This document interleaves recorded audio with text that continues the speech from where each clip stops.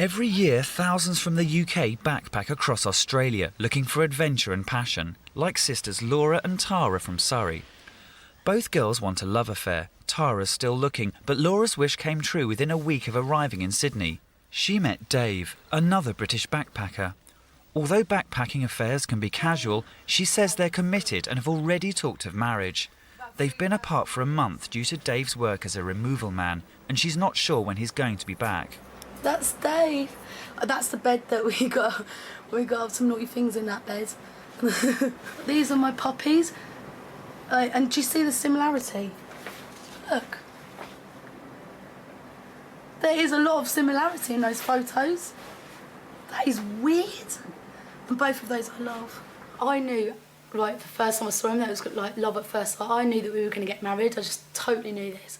But I just like want to be with him. When I threatened him on the phone the other day, I said, Dave, this is so hard because I'm getting offers left, right and centre. And then I'm feeling very horny. I need somebody to sleep with. And I don't want to cheat on you or anything, but you better hurry up because I'm not going to wait a whole entire year not to sleep with anyone else. Her sister Tara, who's 27, is also looking for love, but can't make her mind up whether she's after a man or a woman. I have been known to fancy a woman, not because she's a woman, because of the person and fancy them.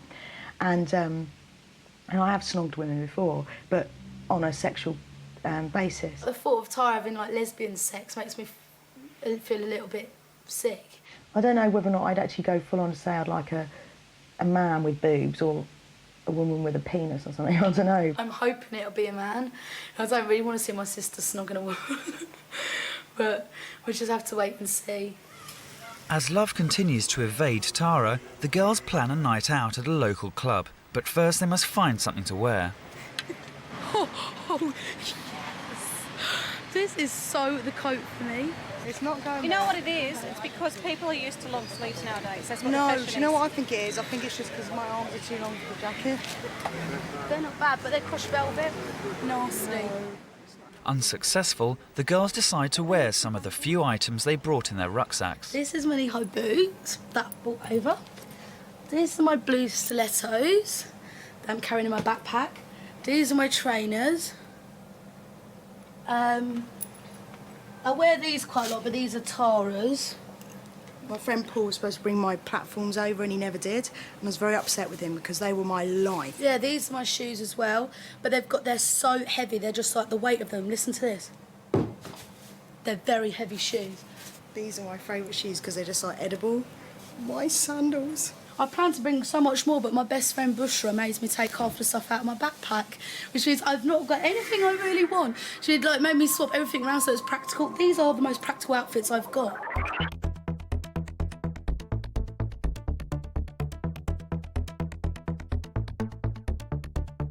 As the King's Cross nightlife gets going, Tara and Laura prepare for a night at Car Wash, one of Sydney's biggest nightclubs. Tara's looking for a shag tonight. That's the main reason why we've come out. No, we're looking for love. She's looking for love. Laura is keen to find her sister a man. Although there are plenty in the club, neither feels there's much to choose from. Most of the guys you meet are just like lads on the piss. They're out for a good time and everything, and there's not a lot else on offer. The sort of person that she's going to end up with is the sort of person she's not going to meet in a club. Being single, I meet so many pricks, but that almost sways me towards thinking, oh God, do I want to live a heterosexual life? Because they're just such numbskulls, half of them.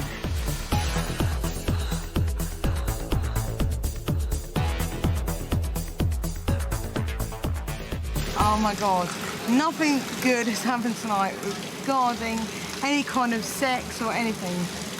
It's been fucked up. All the men are twats, they don't know how to dance, they don't know how to do fuck all, and it's been a very pointless evening. But I have had a good dance and I've had a good time.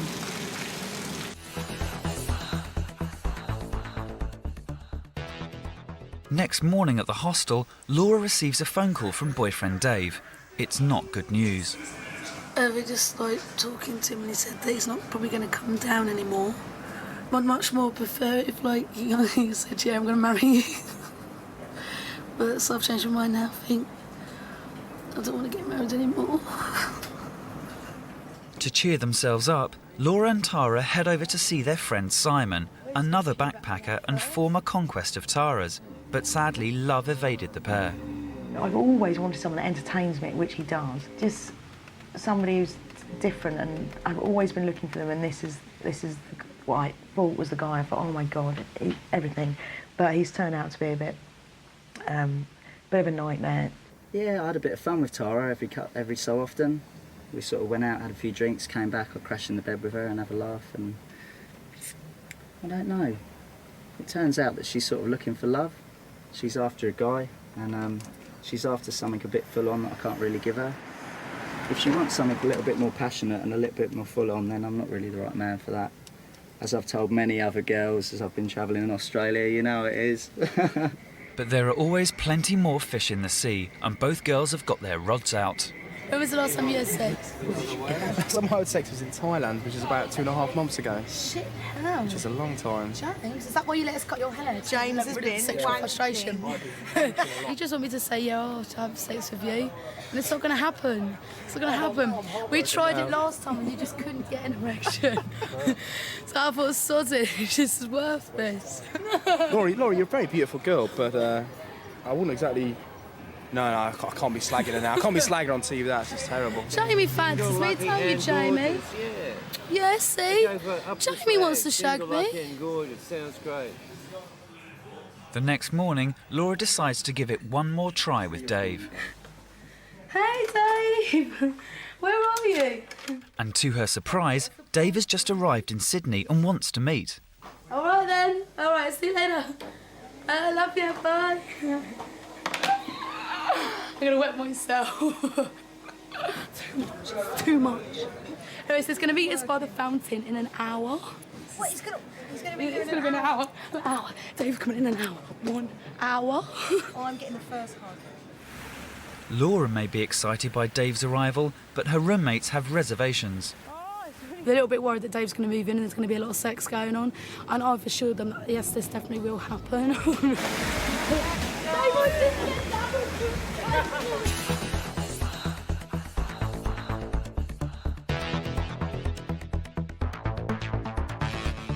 Dave, snog her, for God's sake!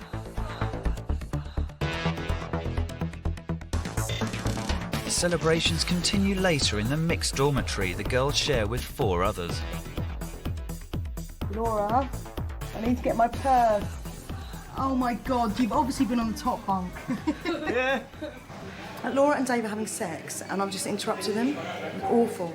I know there's not going to be any boob shots today. And I went in there just like put the sound stuff away and that, and they were having sex on Lawrence's bed. Oh, it's so beautiful. It's so beautiful. Hello. With Dave and Laura back together, they've made some decisions about their future. Now, we're not getting married at the moment, but you never know. If we keep in contact for a few years, Yeah. I could get suddenly blinded drunk one night and say something stupid. No, and anyway, I need to mature a little bit. A little bit. It's time for the girls to move on to Melbourne. Laura has found love with Dave, but Tara's still looking and the road is random.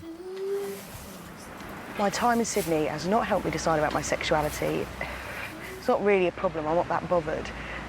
I think I'm looking for a man more than anything, but women are bound to be coming in and out of my life at some point, but we'll see how it goes. It's quite possible I could find somewhere in Melbourne. If I don't find love, I'm certainly going to have a good time having sex in Melbourne, I know that.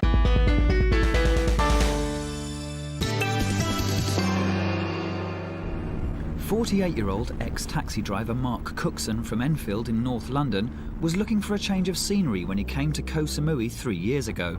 Marital problems and bankruptcy had left Mark feeling that there was nothing for him in Britain. Left an ex-wife and 2 children. She ran off with her boyfriend, and it was a lot harder for me to give the children back on a Sunday than it was not to see them.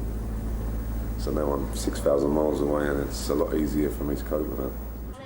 3 years on, Mark is happy and settled with his 30-year-old Thai wife Christy, who he met in Bangkok. What you want to buy, you can buy here very cheap. This one, 10 baht.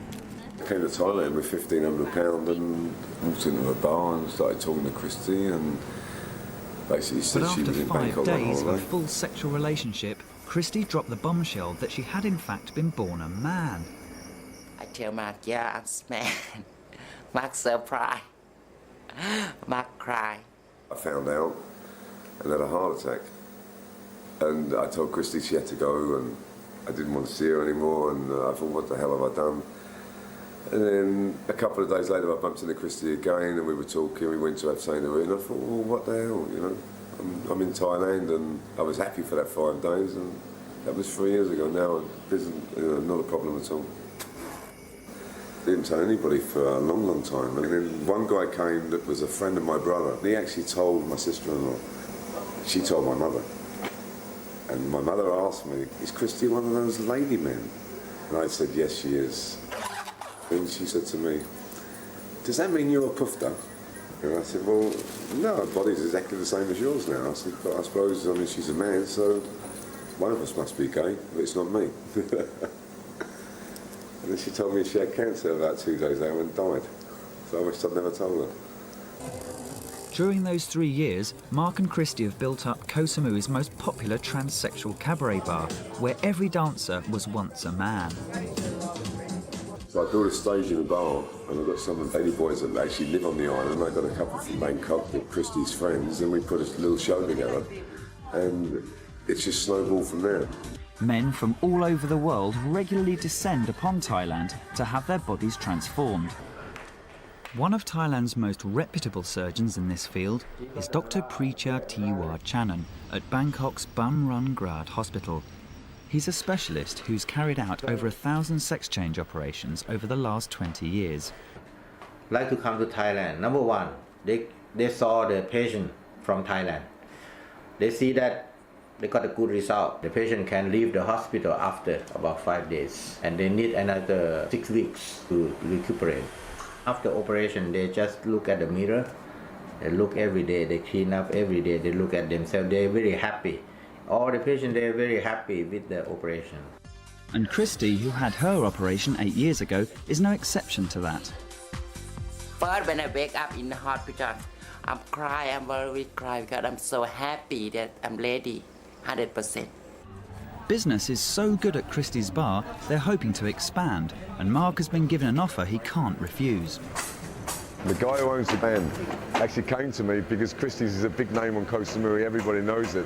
Wants me to come on this plot of land to build a cabaret, but a much bigger one and more elaborate than the other one, and then he can sell the rest of the land around it much easier, and he gave me a really good deal on it. It's going to be one of the biggest bars on the island. It will be one of the biggest bars outside of the club. Prime location. It's a new bar. Kathoi bar, ladyboy bar is a new coming soon, about 2 more months. We'll be there. Please see cabaret show. With the cabaret business going from strength to strength, Mark's clearly happy with both his business and personal life with Christy. If I went anywhere now, if I went to live in Australia or I went back to England for a holiday, Christy would go with me, for sure. I mean, if I took Christy anywhere else in the world, nobody would know it was a man. No one would question her sexuality. And even if they did question it, I've got not one problem with it whatsoever. I mean, I've lived with it for 3 years, and to me it's all, maybe I am gay now, but in a different sort of way. Doesn't affect me in the least. Because you only live once. For when all the hair falls out. Fuck off. Fuck off. In the sleepy village of Umberley in Devon, 63-year-old jeweller Gavin Poulton is preparing for his 20th trip to Thailand. 3 pairs of trousers, and I'm sure that'll be one too many. He's going to buy jewellery to sell in Britain and to visit his Thai business partner. Catherine, who's been married to Gavin for 40 years, will be staying at home in England. I suppose in a way I'm envious of him going away, whilst at the same time I don't mind. I'm quite looking forward to being on my own for a month. Gavin and Catherine had a conventional marriage until Gavin was in his early 40s, at which point he realised he was bisexual. Today, he and Catherine are still married, but have what's best described as an open relationship. This is my partner, who I hope is running part of my business in Thailand. Here's a more sexy photograph of him. He wanted to pose in front of the camera. He wanted to look as sexy as possible. As well as being his business partner, 28-year-old Lex is also Gavin's lover. While Gavin is with Lex in Thailand, Catherine will be making the most of Gavin's absence. I suppose one could say that I've taken advantage of it and had my men friends and enjoyed myself that way. So being without Gavin is fine by me, and if I want to be alone, I will. But it's nice to know that there is a gentleman friend somewhere whose company I can call on, who might call in and have coffee. Right. Bye-bye. See you in a month's time.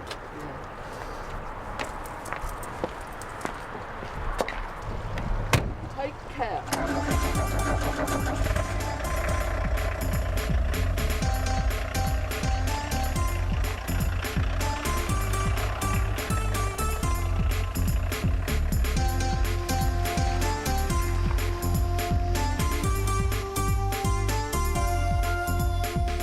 After a gruelling flight, Gavin's plane has touched down in Bangkok, but Lex hasn't come to meet him. It's useful having him around, and I like him in bed with me, but I don't mind whether he comes or whether he doesn't come. It wasn't exactly my first experience with a gay sexual contact. I met a really beautiful young lady in the Bois de Boulogne in Paris. I thought she was a prostitute, so we went a few hundred yards off the road. And I was fondling her breasts and feeling her bottom and kissing and cuddling. By the time I got down to feeling her legs and putting my hand between them, I found she got a cock as well. And it really was the most exciting few seconds of my life. I wasn't shocked after he'd knelt down and filleted me. We went back to the road and I offered him money, but he refused to take it. So he was there just for the excitement in the same way that I had been there just for the excitement. There's a large proportion of people who will say they're shocked by my attitude, but would secretly like to behave in the same way. I'm absolutely convinced of it. Gavin has rented a flat on the west bank of Bangkok's main river. Yeah, over there. Yeah. My attraction for Lex is more to do with business than it is to do with a physical relationship. Lex likes me because I'm more wealthy than he is. If somebody says they like me, I never know whether they like me for my money or for my face or for the size of the cock. I just take it all as superficial, just get as much enjoyment out of it as I can. This is the entrance to my apartment block. Unbeknown to Gavin, he's about to be reunited with his Thai lover, who's been waiting for several hours. Ah, I wondered if you would be waiting for me. I want it a lot. I ring and ring and ring. Where's your telephone? No. I can close. You close the telephone, yeah, that's why I didn't see you. And this young man is, I must introduce you, he's a cameraman for English television. Oh, no. So now you'll be on English television. Okay, I like your hair too. Hey, you look good. Thank you. There's another surprise waiting upstairs for Gavin. Lex hasn't come to Bangkok alone. At Gavin's apartment, which only has one bedroom, Lex has brought along half his family. 1, 2, 3, 4, 5, finish. It is very difficult to understand that when I arrange to meet Lex, he turns up with his mother and 2 cousins. But one just has to accept that because that is the way that people behave. He's looking well, yes, there's no problems with him at all. In fact, he's looking better because he's cut his hair now and not quite so long as it was. Am I the same as last time I was in Bangkok? Yes. You said I am more fat? Yes, now you're fat. You're very young. It's number 1. Much tomorrow. Lex likes me to be smooth-faced. Catherine, she likes me to have whiskers, so I grow it again in England. Lex becomes very excited if I play with his nipples. This evening I shall be sleeping. This evening there's no plans for catching up. We'll be catching up over the next week or month.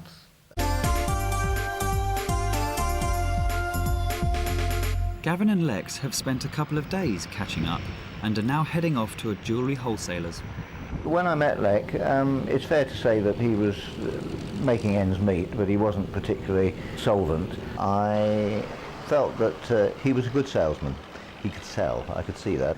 So I allowed him to buy jewellery on my business account in Bangkok to try the market in Thailand. That started about 2 years ago.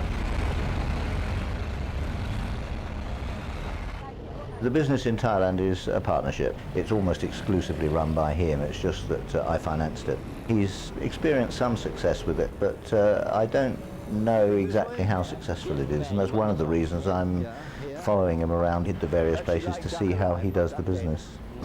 Tucked away down a tiny alleyway, Gavin and Lex eventually find the shop they're looking for. Look at it. I mean, just look at the amount of stock they've got here, and to look in every box would take me 2 days. Gavin is losing patience. I think I'm not buying anything at all. I'm not going to spend all day looking through here and then we go to another shop and I do the same thing, because the money for me is so small. I know. Yeah, so it's better that we do not do it anymore. I get on very well with Lek, but one of the problems is that if I go in and buy $1,000 worth of silver and he is with me, he undoubtedly will see things that he could also sell, and he always wants to stick it onto my bill. So I walked out of the shop because it means that he's still in there and he's going to have to pay for that jewellery that he buys himself. Gavin decides to call his wife. Is that Catherine? Oh, sorry, you sounded very young, I must say. I've just come out of one shop and I feel sort of a bit hot and sticky and fed up. Sometimes him can ring for Catherine. I don't want to see, I don't want to know, I don't want to hear. Sometimes I enjoy it, sometimes okay. Yeah, okay, I'm glad you're okay. Bye. But I think you're angry with me because you, No, I'm not angry with you.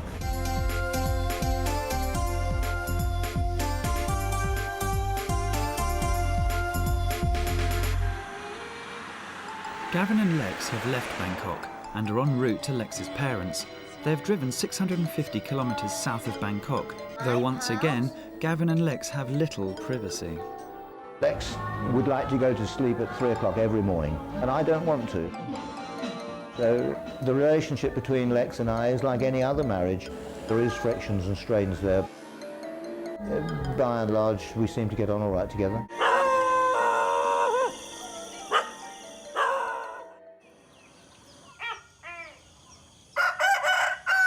The next morning, Gavin and Lex rise early and go to bathe in a hot volcanic pool.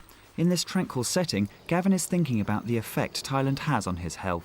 I'm open to a lot more diseases out here than the Thais are, but unless I actually pick up a bug and become infected in my stomach, I find that the diet I have here makes my, if you're filming this, I'll put it nicely, my stools more solid than they are in England.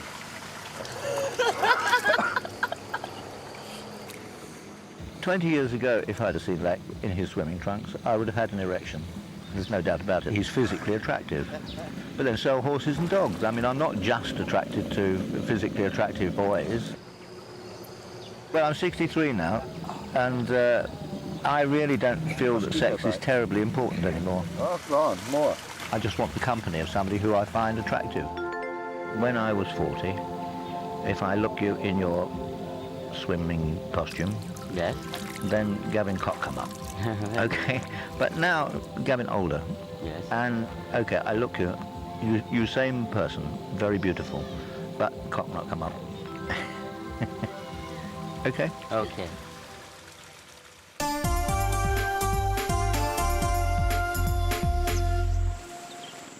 I really don't understand the meaning of the word love. I've had extremely passionate feelings, which I would suppose must be love for 3 people. A young ladyboy called Moo in Thailand, an English antique dealer come jeweller, and my wife's sister originally. Moo was Gavin's first Thai lover.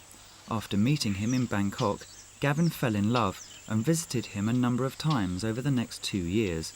The relationship began to fall apart in July 1990, when Mu arrived in the UK with serious health worries. As there was the AIDS scare at that time, this is maybe 6 or 7 years ago, he and I were both tested for HIV. It turned out that Mu was positive. I was negative, and because I value my marriage to Catherine more than I value my relationships with other people, I terminated the relationship with Mu. Because of the risk that Gavin could still develop HIV in the months after his test, he stopped sleeping with his wife. We never really developed a sexual relationship again. She's been seeing this man now for about 4 or 5 years, I think. They seem to be content with each other, and she is also content with me.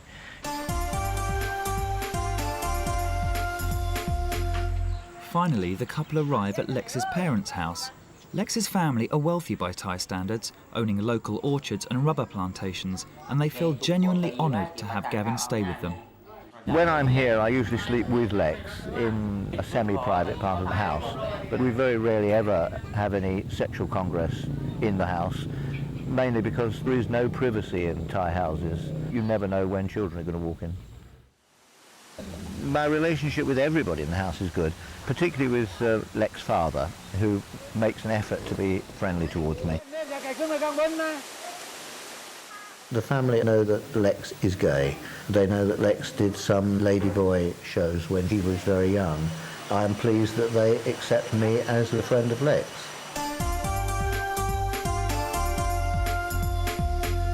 And my relationship with Lex, it's a relationship for me for pleasure. I'd like to see him develop his business more. But I don't want to feel committed to him. I don't want to feel that he's committed to me either.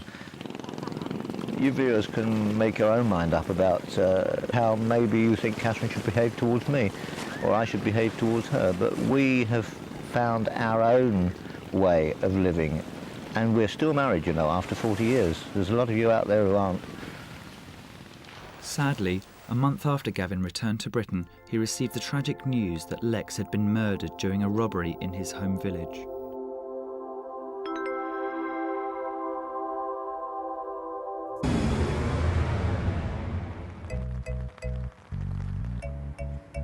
Norman Strike, a remarkably apt name for a former miner, volunteered to teach in Kenya 2 years ago. It was there that the former hard man surprised himself and fell in love.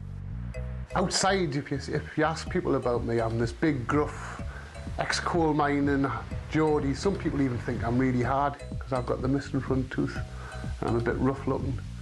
But underneath it all, I'm soft as shite, really. Norman met Anne a year ago. They've been apart for 2 months since he came home after finishing his job. Anne plans to visit him here next week, but Norman's concerned about her travelling from Africa alone and decides to surprise her by turning up unannounced in Kenya. Plane tickets. Cool. Must remember to put my luggage labels on tomorrow. Passport. Villain of the year. If you see this man, phone Crime Watch. Not too smelly. Right, those are on for today. After divorcing his first wife, Norman never believed he'd fall in love again. But they all say that, don't they? Hi, that's her. Naliaka. Met her at a party and then went through a really strange kind of old-fashioned courtship. It was really nice. That's her. That's Anne. The object of my desire.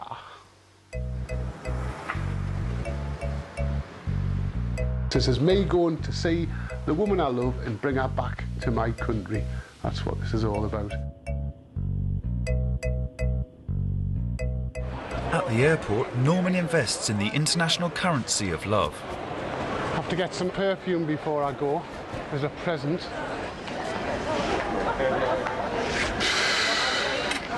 Exfoliants Doucier, what the hell is that? Taking hair off your legs, I think. £24. About 2,500 bob, enough to feed a family of 6 for a week. More than a week. She's worth it. Just to see her face when I get there. My mates at the pit could see me paying £25 for perfume. Norman is willing to face adversity in the name of love. God, I hate flying. I hate it. It terrifies me. But it'll be worth it because I'll see Anne tomorrow, and that's what it's all about.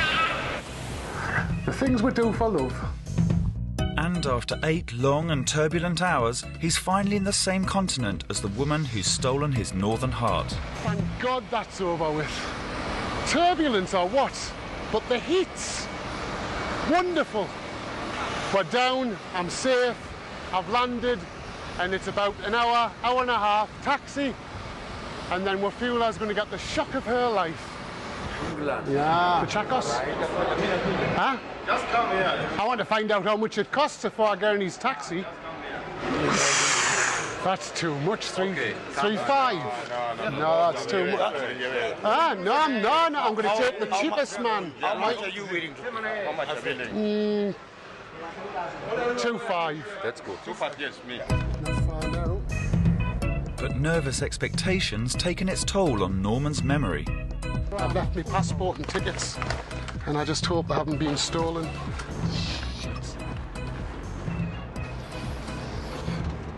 Typical. How could I be so stupid? Somebody's got the passport. A taxi driver found the missing documents. He was good enough to return them to Norman, or clever enough to spot an opportunity, depending on your view of human nature. Thank you, Santisana Buana. That's for all of your trouble for driving out here. You know what they say, don't you? The course of true love never runs smooth. My mum used to say that. With his wallet lighter and his heart pounding, Norm builds up to the big surprise. I can't wait to see her face because she's not expecting it at all. Hello, Miss Fafula. Hello. What do you mean, hello? Is that the best you can do? Hello. Were you expecting me? No. Well, why are you not more surprised? Are you embarrassed? Hello, nurse. Jumbo. Oh, my goodness. Oh. And I thought you were going to come running up the path and say I was going to be sitting there waiting. Are you embarrassed? I'm surprised. Why are you surprised? I left my shorts here, didn't I? I've come back for them. I've had no shorts to wear, I've had to wear these. Although there are huge cultural differences, Norman and Anne have a love of children in common. Anne is involved with a school for disabled children. She had polio at the age of 2 and is passionate about people not being held back by their disabilities. It's not easy being disabled in Kenya. We are stigmatized. People look at us differently. Some people would look at us as outcasts, like people who are useless. I'm coming to encourage them. Something like a role model for them to look at me and say, if she made it, then we can also make it. Today we shall not talk. We shall not have our regular talks. Today I've come to say bye-bye to you. I'm going to England. You want to know what I'm going to do? Yes. I'm going to visit my boyfriend.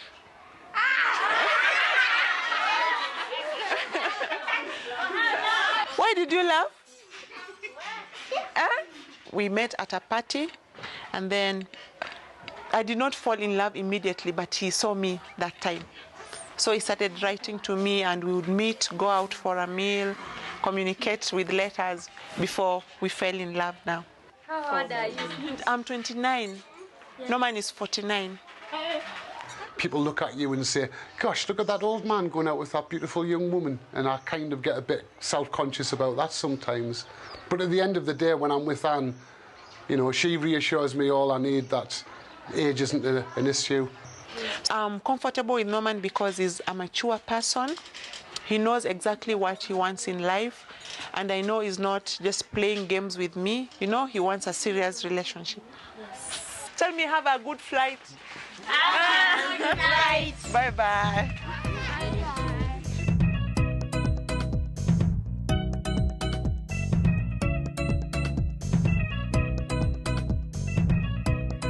It's not as cheap. Jesus offers revival. One potential problem for Anne and Norman is their differing beliefs. Anne's a born-again Christian, Norman is certainly not. While she's at a farewell service in her local church, agnostic Norman prefers the religion of Andy Capp, with a pint in the local boozer. She's teetotal.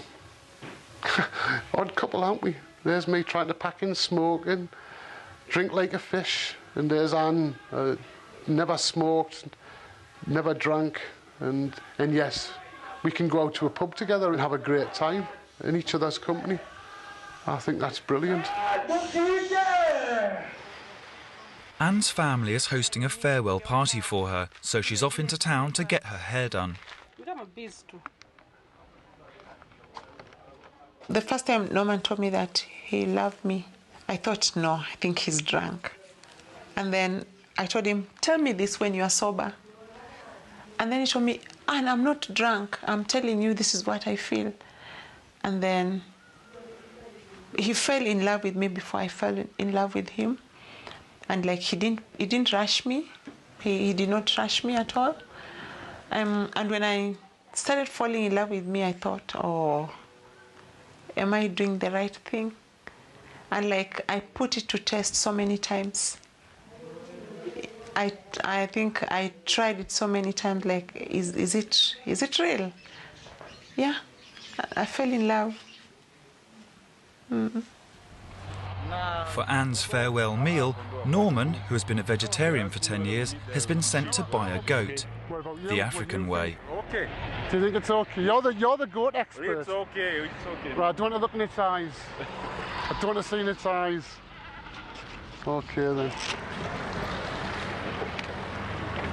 Hiya, I don't want to look. I don't even want to look. When you are born on this earth, there are some things that are written that have to take place in your life. So I think it was meant that Norman and I be together. Farewell, goat. Don't do that. I can't help it. No, you're not. Look, it's wrong. Anne, in our tradition, Anne, you don't do that to an animal. One of the things that me and you have to sort out between each other in our relationship is you're an African and I'm an Englishman, and in your culture you keep saying, in our culture we don't do that. And I have to, in our culture, we don't buy goats and shove them into boots of cars, slit their throats and cook them in our culture. So we're trying to find a balance between our two cultures, right? I can't help but being upset genuinely about the goat. At the party, Norman finds some traditions too much to bear.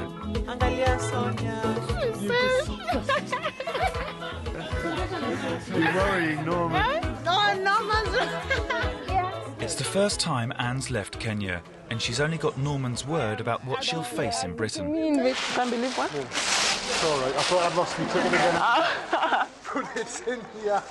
I'm not going through that again. When he arrived, I thought I was dreaming, but now I'm not dreaming. It's happening.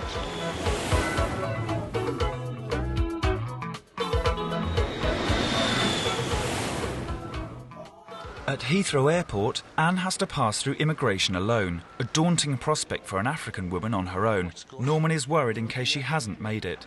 I am starting to panic. I can't go out there, because they won't have gone out there, they'll still be here.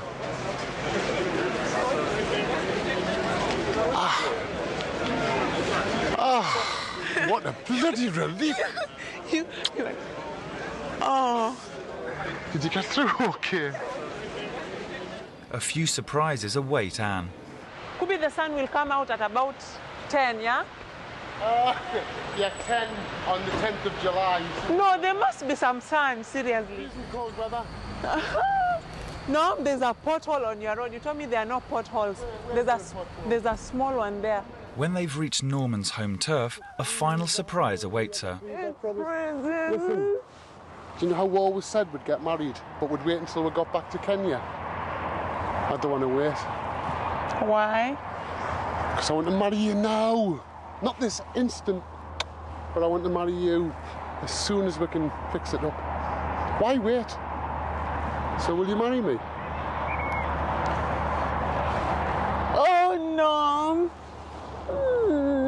Is that a yes or a no? Yes, I'll marry you. Let's get back to the car before we freeze to death. I'm not romantic.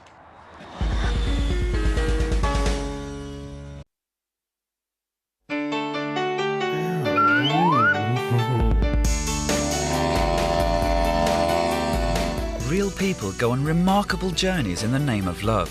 This week we follow the amazing love story of Jennifer and Stacy, who are travelling 6,000 miles to Thailand to make their love story complete. They're going to have sex change operations so they can realise their ultimate dream, to transform their lives as a devoted and loving male couple to a devoted and loving female couple. By transforming their bodies and their genders, theirs is the ultimate modern-day love story.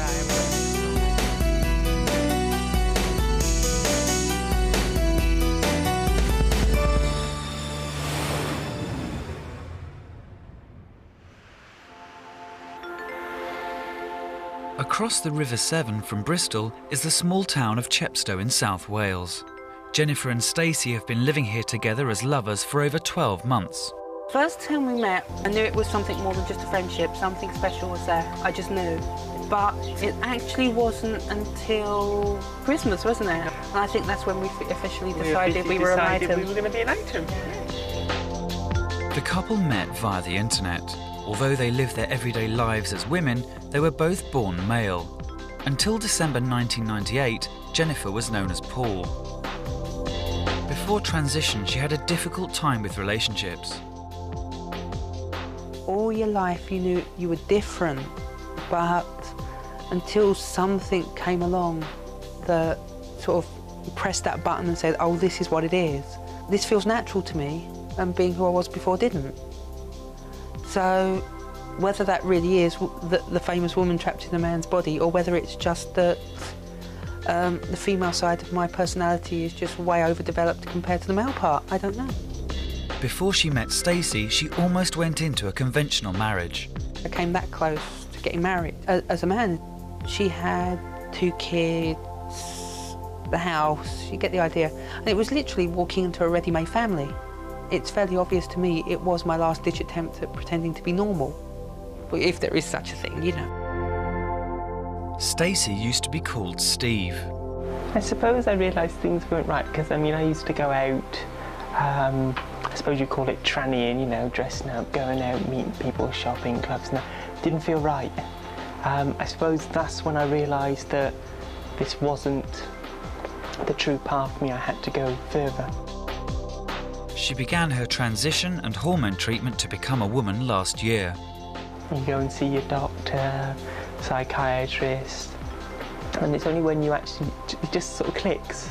You sort of think, yeah, I'm ready to transition, and bang, it just happens. In the end, we just sat down and thought about it, and we're not gay, we're not straight, we don't fancy men or women, we fancy each other, and that's the end of it. Jennifer and Stacy will both be having their male genitals cut off and female genitalia constructed. Happy to. To have the surgery here on the NHS, they would have to wait an estimated 6 years. Surgery in Thailand fits their financial and medical needs. It's a really long way to go for a month, actually. But again, it's fun. It's a thing, you only do it once in your lifetime, don't you? There are people that wander out there just for a little holiday, so yeah. Saying that, you know. Don't think I had gone on my own, though. They were both planning to have the operation before they met. They've undertaken psychological evaluation and will be going under the surgeon's blade within 24 hours of each other.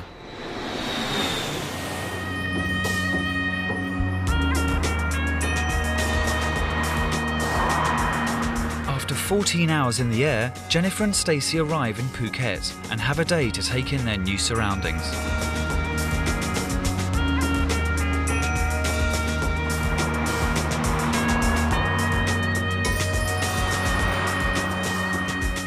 The scenery and the whole sort of area is absolutely beautiful.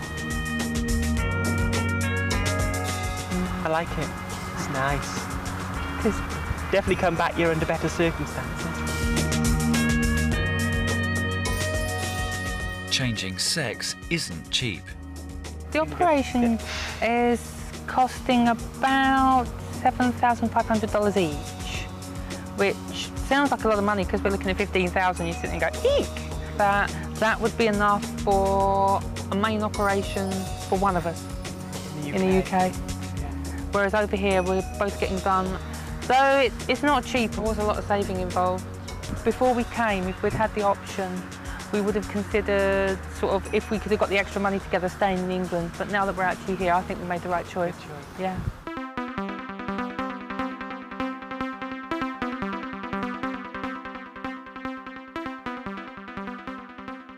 They've chosen to have surgery at the Phuket International Hospital in the care of Dr. Sangwan Kunaporn, an internationally renowned surgeon who has been responsible for more than 1,000 gender reassignment operations. Most of the patients of mine said that they're very happy after surgery. Stacy and Jennifer are among the unique patients of mine. They were a couple, and they're very sweet, lover.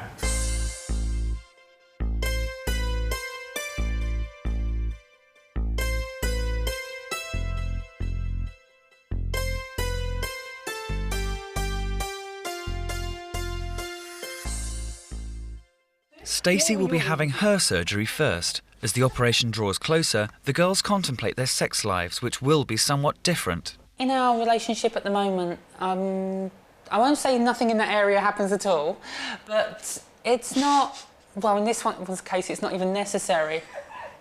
Sort of blow in a general direction, she falls over. I mean, there's obviously going to be some experimentation and possibly a trip or two to Ann Summers afterwards. They're both convinced they're doing the right thing. If Jen had any doubts or I had any doubts, the other one of us would just, okay, forget it, I'm not having it either. And we'd go and find the nearest plane we could and go home. But sitting here now, after all this time, I'm still 100%. Yeah. 99.999 recurring confident. As far as you can get. As far as you can get, anyway.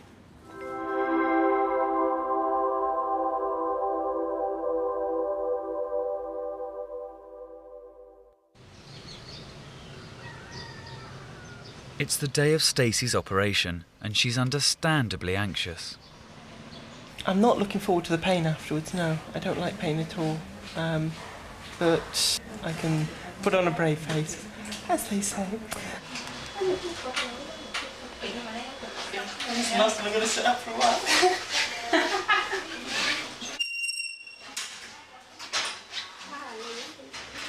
The girls will be having breast implants as well as the gender reassignment surgery. They'll both have to spend around 8 hours in theatre. I mean, I'm happy she's going through with it, she's doing what she wants to do. But it's the same as I've said for anyone, I wouldn't wish what we're having to go through on my worst enemy. Jen has insisted on being at Stacy's side throughout her operation. Whether or not I was destined to always be this way, I don't know. For all I know, if I hadn't have spoken to Jen on the internet, I might have just gone and lived my life like a little hermit until I was 30 and then or 40 and then done something about it. Or maybe nothing at all. As well as being concerned for Stacy, Jen watches every move of the intense operation that she herself will have to undergo in less than 24 hours. I'm worried as hell. If you know anything about how this works, it's not really anything you want to do. No one wants to mutilate themselves, but it's something you need to do. Dr. Sangwan practices a unique type of gender reassignment surgery. First, a vaginal cavity is formed underneath the existing genitalia, then the testicles and most of the penis are removed. A female urethra is constructed, and the sexual glands in the penis are used to form a sensitive clitoris. And the remaining tissue is used to complete the female genitalia. It's amazing what goes through your mind, isn't it? But when sort of they were being taken out and moves across, the thought that just came into mind is, I really hope she doesn't change her mind now, because that's like definitely point of no return at there. After the genital surgery, Dr. Sangwan moves to the breast implant operation. It will be at least another 3 hours until Stacy will wake up.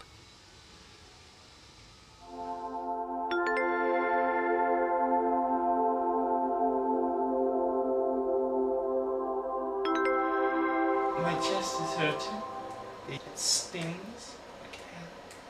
My back is aching, and obviously the surgery area is throbbing like anything. Deeply exhausted and dehydrated after the operation, Stacy has been continually ill. After pressing the panic button to call the nurses, Jen is worried that they don't feel particularly concerned. I'm actually worried because I have not been impressed with the aftercare. And the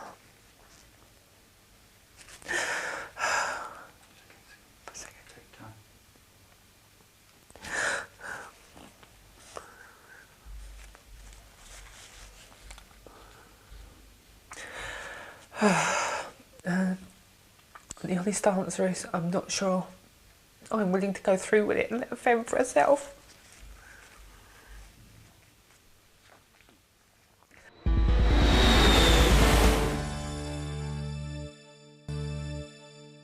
It's 24 hours since Stacy's sex change operation. She's made a steady improvement through the night, and she's even beginning to feel a few changes in her body. I'm getting weird sensations down in my groin area of a certain article that isn't there anymore. It feels as though, how can I explain it without being too crude? I mean, the head, the gland, whatever you want to call it, although they've used part of that to create a clitoris, it still feels as if the whole body is there, and that on the end is just twitching. Some of them are quite nice sensation, and some of them are ow. After Jen's doubts over Stacy's care had been resolved, she went ahead with her own op, feeling that Stacy was, in fact, in safe hands. As dawn breaks, she's already under anaesthetic. Up until about 1 o'clock this morning, she was still not sure if she was going to go through it, because she was worried that I wouldn't be okay today on my own. But we got round that. But yeah, I can't wait until she's awake and I can kiss her. Just can't wait. Sorry. I'm just worried about her.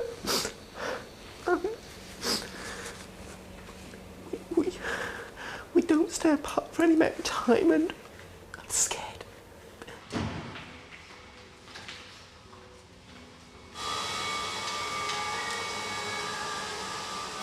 As Jen undergoes the operation, Stacy is forced to stay in bed and recover, and all she can do is wait and hope that all's well.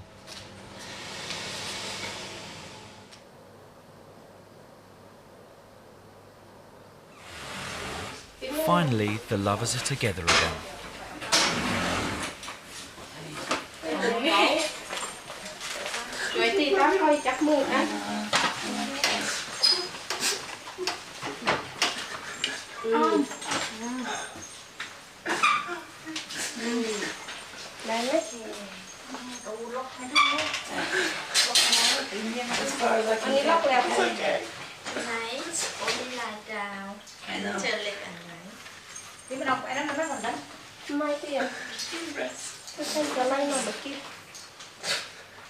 Don't cry, I'm okay. Good night.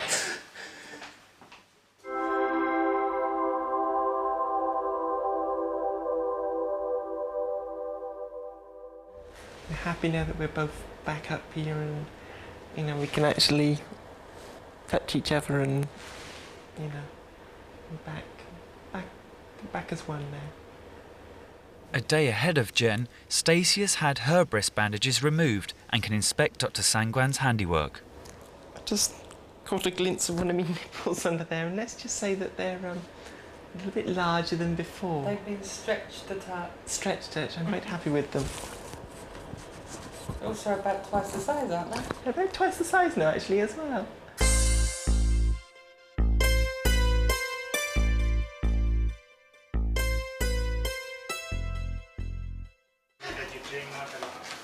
Two days later, Dr. Sangwan gives the girls a checkup. Here, babes. We were right. We know what the torch is for. You're not serious? I'm serious. Cool. Yesterday, when they wheeled the trolley in to clean Jen up, there's a nice big yellow torch on there, and we were just joking about what it's for, and Jen's just said it is what we thought it was for. It's for lighting up darker cavities. The silicone breast implants have to be massaged to ensure they look as natural as possible, and the surgeon shows the girls how to do it. I'm fine.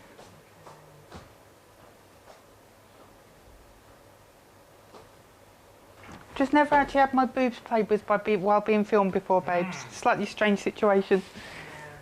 Okay, bye. Okay then, bye. See you. Although the girls are still in some pain, the checkup has revealed that so far everything's going well. We're okay, aren't we? Yeah, fine. Okay, come Okay. on. Sorry.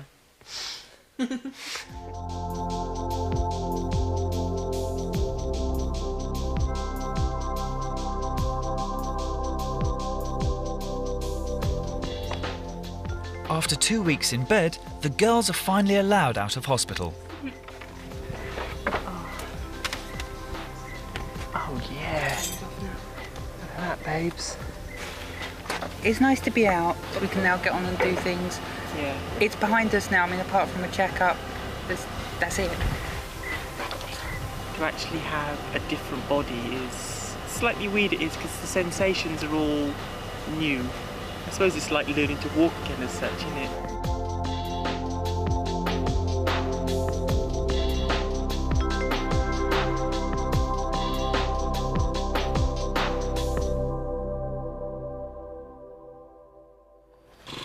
For the rest of their lives, Stacy and Jennifer will have to practice a technique called dilating. Dilating's the big one. It knocks so much out of your life, doesn't it? Yeah, well, it's half an hour a day at the moment, 4 times a day. This means manipulating the vaginal cavity to keep the skin supple using specially made implements. And go, look, do we feel inadequate, boys? Look. Yeah. Woo. 8 inches long and 1.5 inches diameter of pure plastic. Problem is I haven't found where you get the cap off to put the batteries in yet. But it'll come apart one day, won't it? Jennifer and Stacy will be in Thailand for another week while they recover, and they've decided to confirm their love for each other once and for all before they go back to Britain. 5 nights after my operation, it was almost simultaneously looked at each other and just said, why don't we get married? I mean, I know it's not going to be legal in the UK and stuff like that, but we just decided that it'd be something nice to do. So hopefully can sort out something pretty to wear. Can I look at the purple? Think I look okay?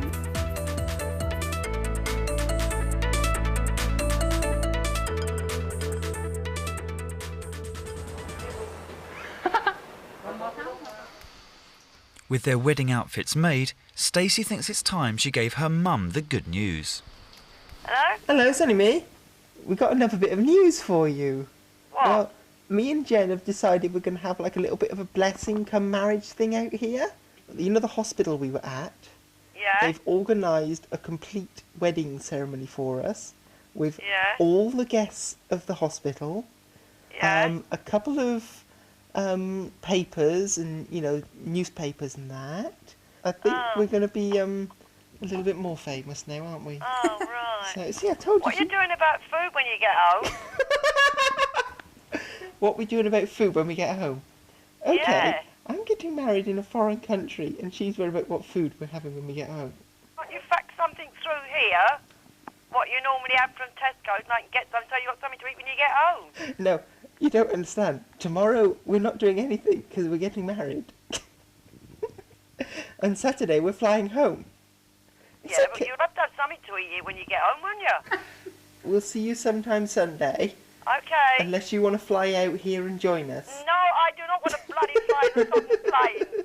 That's the last thing I want to flip and do. Oh, all right then. Okay then. Bye. I was right. She did the, oh, that's nice, dear. What do you want for dinner?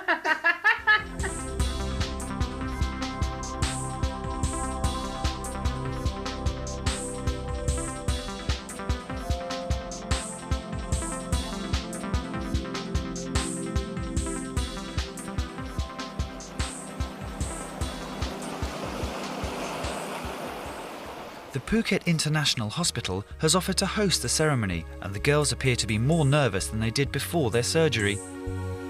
I'm running blank right now. I think that's the only way I can run. It's just so many If I things start that- thinking about it, I'm going to fall apart. Yeah, it's just too much to take in, so I'm just lost. I am glad to be here and to welcome the honored guests and the wedding couple. Although the ceremony is hosted by hospital staff and there are no official papers to sign, the event feels real enough to Stacy and Jennifer. The biggest problem I think people have with what we're doing is they need to pigeonhole people, and they feel uncomfortable that we're actually willing to step out of the pigeonhole we've been put in, to think about it from their point of view, that you've gone through all of this to change your anatomy, then you decide to become a dyke, for God's sake, you know. So, you know, this weirds people out so much that I think that's why we get all the prejudice we do.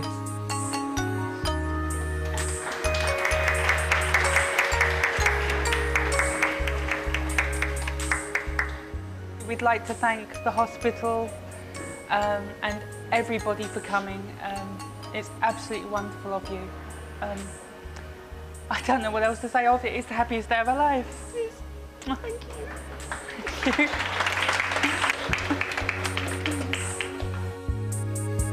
For Stacy and Jen, their 3 incredible weeks in Thailand are coming to an end, and tomorrow they're going home. It'd just be nice to go back to semblance of normality for a while.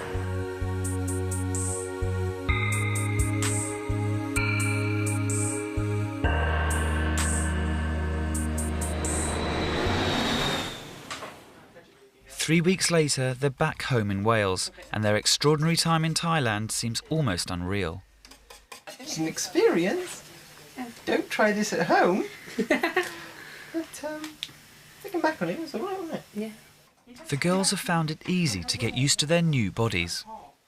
I don't know if it's psychological or the brain's done something or what, but you have difficulty remembering what was there. I think it's because somehow our brains just decided that's natural and that's the end of it, so you don't even notice it. No, you don't. But what about their sex lives? We know that obviously you're not meant to have sexual intercourse for, 6 weeks, 3 months. Surgeons have different times that, but that sort of doesn't really apply to us, really, does it? But I mean, we sort of experimented a little bit, didn't we, just to see. Yeah. After a couple of times of experimenting, the brain sort of sussed out what's where and what does, isn't it? Both agree that the trip to Thailand has made their love complete. The whole experience, I think, it's definitely brought us more together as, emotionally, and it sort of just proved the fact. There's one thing saying you'll stick with each other no matter what, but this sort of proved it, didn't it? Yeah. I always sort of